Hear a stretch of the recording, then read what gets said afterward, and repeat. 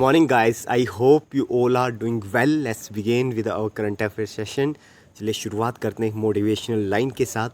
The harder you work for something the greater you will feel when you achieve it. ठीक है, तो चलिए बढ़ते हैं आगे अपने क्वेश्चन नंबर 1 की तरफ. आपको बताना है विच वो कौन सी स्टेट के करंट सर्विंग चीफ मिनिस्टर हैं जो कि इंडिया के second longest serving chief minister बन चुके हैं. ठीक है, तो वो हैं उड़ीसा के चीफ मिनिस्टर. ठीक है, नवीन पटनायक जी, जो कि second longest serving chief minister बन चुके हैं. इनसे पहले जो थे सेकंड नंबर पे थे वो थे फॉर्मर वेस्ट बंगाल के चीफ मिनिस्टर ज्योति बासु.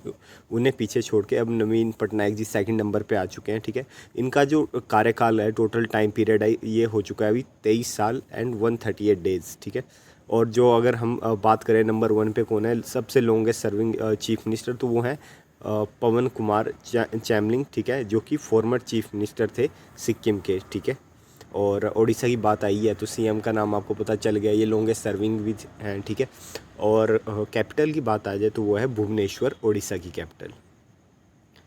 ये है नवीन पटनायक जी, आप देख सकते हैं. चलिए बढ़ते हैं आगे. आपको बताना है कौन सी स्टेट गवर्नमेंट ने अनवील करी है सेमीकंडक्टर पॉलिसी. तो ये सेमीकंडक्टर पॉलिसी लॉन्च करी है गुजरात ने. ठीक है, और गुजरात पहली स्टेट बन चुका है इंडिया की जिन्होंने ये सेमीकंडक्टर पॉलिसी इंट्रोड्यूस करी है, क्योंकि सेंट्रल गवर्नमेंट का विज़न है कि इंडिया को आत्मनिर्भर भारत बनाना है किसमें, सेमीकंडक्टर्स में. ठीक है, और गुजरात की बात करें तो चीफ मिनिस्टर हैं भूपेंद्र भाई पटेल. ठीक है, और कैपिटल है गांधीनगर.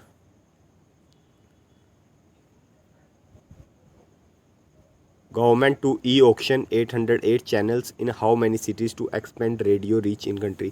तो गवर्नमेंट बेच रही है, ई ऑक्शन कर रही है 808 चैनल्स का इन 284 सिटीज़, ताकि रेडियो की रीच और बढ़ाई जा सके.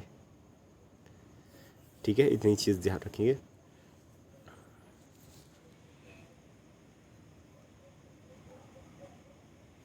अमित शाह जी ने फाउंडेशन स्टोन रखे हैं कितने फीट टॉल स्टैचू का ऑफ लॉर्ड श्री राम इन आंध्र प्रदेश. तो अभी हाल ही में क्या हुआ, अमित शाह जी ने आंध्र प्रदेश में लॉर्ड श्री राम जी का काफ़ी लंबा स्टैचू है, उसका क्या करा है, फाउंडेशन स्टोन रखा है. तो इस स्टैचू की हाइट है आपकी 108 फीट. ठीक है, और अरुणाचल प्रदेश, आंध्र प्रदेश में भी कहाँ पे, आंध्र प्रदेश में भी करनूल जो प्लेस है वहाँ पे. ठीक है, और 10 स्टैचू, और ये जो बिल्ट हो रहा है इसकी कॉस्ट कितनी आ रही है, 500 करोड़ रुपये. ठीक है, और ये प्रोजेक्ट सेपरेट कितने एरिया में फैला हुआ है, तो 10 एकड़ में फैला हुआ है. ठीक है, इन मांत्रेलयम विलेज. ठीक है, और इसे कंप्लीट होने में अभी लग जाएगा 2.5 ईयर. और आंध्र प्रदेश की बात करें तो चीफ मिनिस्टर हैं YS जगन मोहन रेड्डी जी, और कैपिटल है आंध्र प्रदेश की ऐसे आंध्र प्रदेश, ऐसे इनकी कैपिटल है अमरावती. ठीक है, और ये है वो स्टैचू, आप देख सकते हैं बन के जब तैयार हो जाएगा तो. ठीक है, चलिए अब आगे बढ़ते हैं. इनकम टैक्स डे और आयकर दिवस कब ऑब्जर्व किया जाता है. ठीक है, तो इनकम टैक्स डे बनाया गया आपका 24 जुलाई 2023 को, और इसी सेम दिन, ठीक है, on the same day in the year 1860 income tax को इंट्रोड्यूस किया गया था इंडिया में. किसने इंट्रोड्यूस किया था इनकम टैक्स, ये करा था सर जेम्स विलियम्स ने 1860 में. ठीक है, to compensate for the losses incurred during the first war of independence. फिर अभी क्या है, वो अभी 164th एनिवर्सरी है इनकम टैक्स डे की. ठीक है, 1860 में पहली बार मनाया गया था और अभी 164th एनिवर्सरी है. ठीक है, और जो central board of direct taxes है, ठीक है, वो एक स्टैट्यूटरी अथॉरिटी है जो फंक्शन करती है under the central board of revenue act 1963. ये और इम्पोर्टेंट डेज है, मैं पढ़ देता हूँ आपके लिए. 1 जुलाई नेशनल डॉक्टर डे, 11 जुलाई वर्ल्ड पॉपुलेशन डे, 10 जुलाई नेशनल फिश फार्मर डे, 12 जुलाई मलाला डे, 15 जुलाई वर्ल्ड यूथ स्किल डे, 16 जुलाई वर्ल्ड स्नेक डे, 17 जुलाई world day for international justice, 20 जुलाई इंटरनेशनल चेस डे, 23 जुलाई नेशनल ब्रॉडकास्टिंग डे, 24 जुलाई इनकम टैक्स डे और आयकर दिवस, 26 जुलाई कारगिल विजय दिवस. ये रहा आपका 164th इनकम टैक्स डे. ठीक है, आप पढ़ सकते हैं अगर आपको पॉज करके पढ़ना है तो. ठीक है, वैसे सर जेम्स विलियम ने ही इंट्रोड्यूस किया था. बढ़ते हैं चलो आगे. गवर्नमेंट ने अप्रूव कर दिया कितने परसेंट का इंटरेस्ट रेट मिलेगा जो भी मतलब ईपीएफओ की स्कीम के अंडर उसमें डिपॉजिट करवाते हैं, ठीक है।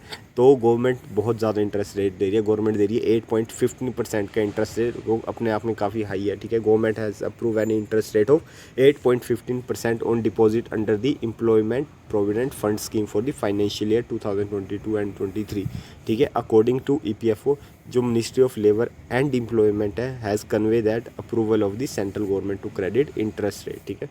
तो 8.15 का इंटरेस्ट रेट मिलेगा, ठीक है।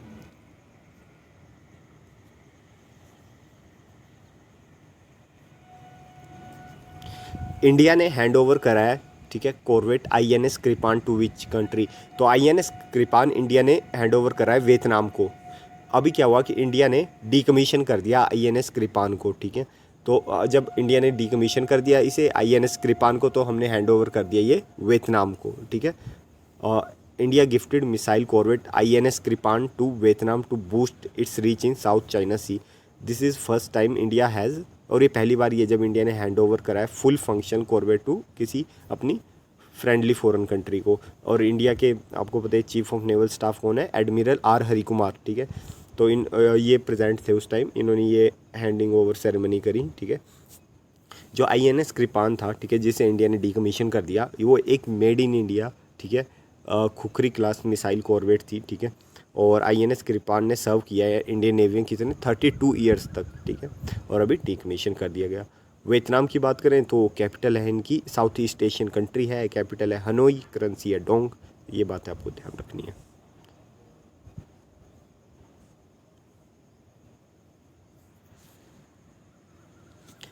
आपको बताना है कौन सी सोशल मीडिया जाइंट ने नया लोगो लॉन्च कर दिया है, ठीक है। इन्होंने अपना जो बर्ड था ब्लू बर्ड उसे उड़ा दिया और उसकी जगह एक्स का साइन ले आए हैं, ठीक है, रीब्रांड करने के लिए। खैर आपको पता लग ही गया होगा, है ना, अगर चिड़िया के नाम से तो, ठीक है। तो हाँ, वो ट्विटर है, ट्विटर ने अपना क्या है नया लोगो ले आए हैं, ठीक है, पुराना चेंज कर दिया है। कंपनी का न्यू लोगो है x on A black background, ठीक है। ट्विटर के ओनर कौन है, इलोन मस्क। ट्विटर के सीईओ कौन है, ठीक है, सीईओ है लिंडा याक्रिनो। तो प्लीज़ इनका नाम ध्यान रखिएगा, सीईओ और ओनर में कंफ्यूज मत होइएगा, ये मत सोचिएगा सीईओ भी इलोन मस्क ही है, वो लिंडा याक्रिनो है, ठीक है। और आपको पता है कि ट्विटर पिछले साल इलोन मस्क ने $44 बिलियन में परचेज़ किया था। और ये रहा ट्विटर का नया साइन, ठीक है, एक्स, ठीक है। और इन्होंने चिड़िया उड़ा दी हो, ठीक है। आपको बताना है वो कौन सी इंडियन वुमेन टीम है जो पार्ट लेने वाली है पहली बार in Asian game at Hangzhou in China in सितंबर। तो पहली बार क्या है कि एशियन गेम में अब सॉफ्टवेयर टीम भी पार्टिसिपेट करने वाली है, वुमेन्स टीम, ठीक है। इस बार सॉफ्टबॉल भी इंक्लूड किया गया है एशियन गेम में, तो इंडिया टीम भी, इंडियन वुमेन की सॉफ्टबॉल टीम पार्टिसिपेट कर रहे हैं, ठीक है। The softball association of India unveil 16 member Indian women team which will compete at the Asian Game in Hangzhou to begin from 23 सितंबर। याद रखिएगा एशियन गेम हम बार बार रिपीट कर रहे हैं कि चाइना में होने वाले हैंगजो और सितंबर में शुरू होंगे। और इस बार सॉफ्टबॉल को इंक्लूड किया गया है, ठीक है। पहली बार ये जब सॉफ्टबॉल को इंक्लूड किया गया एशियन गेम्स में। और सॉफ्टबॉल में लास्ट टाइम जो टोक्यो ओलंपिक था, ठीक है, वहाँ भी मेडल स्पोर्ट था। और इसके अलावा अभी लॉस एंजलिस में गेम्स होंगे 2028 में ओलंपिक, तो वहाँ भी ये इंक्लूड होगा। चलिए बढ़ते हैं आगे।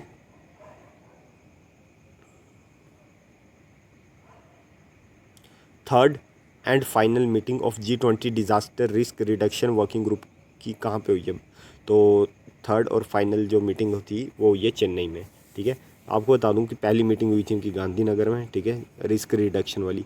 सेकंड हुई थी डिज़ास्टर रिस्क रिडक्शन की मुंबई में, थर्ड हुई है चेन्नई में। बस ये थोड़ा सा आपको ध्यान रखना है।